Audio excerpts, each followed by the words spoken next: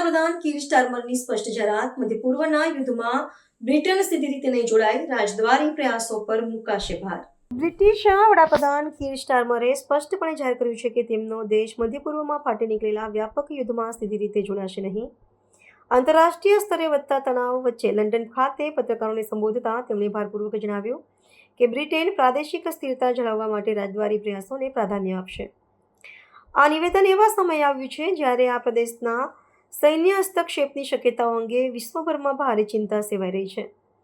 વડાપ્રધાન સ્ટારમરના વલણનું વિશ્લેષણ કરતા નિષ્ણાતો માને છે કે બ્રિટન અત્યારે આંતરિક આર્થિક પડકારો અને યુરોપની સુરક્ષા વ્યવસ્થા પર વધુ ધ્યાન કેન્દ્રિત કરવા માંગે છે. બ્રિટિશ સરકારનું માનવું છે કે લશ્કરી સંઘર્ષમાં ઉતરવાને બદલે સંવાદ અને મધ્યસ્થતા દ્વારા જ લાંબા ગાળાની શાંતિ સ્થાપી શકાય તેમ છે.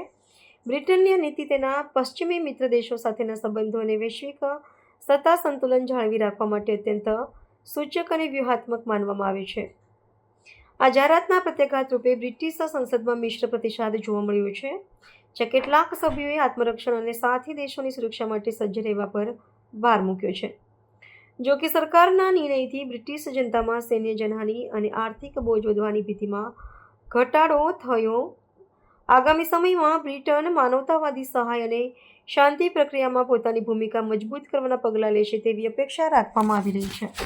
Our priority is always the national interest, and so we have been clear and consistent in our objectives throughout this conflict. First, we will protect our people in the region. Second, while taking the necessary action to defend ourselves and our allies, we will not be drawn into the wider war.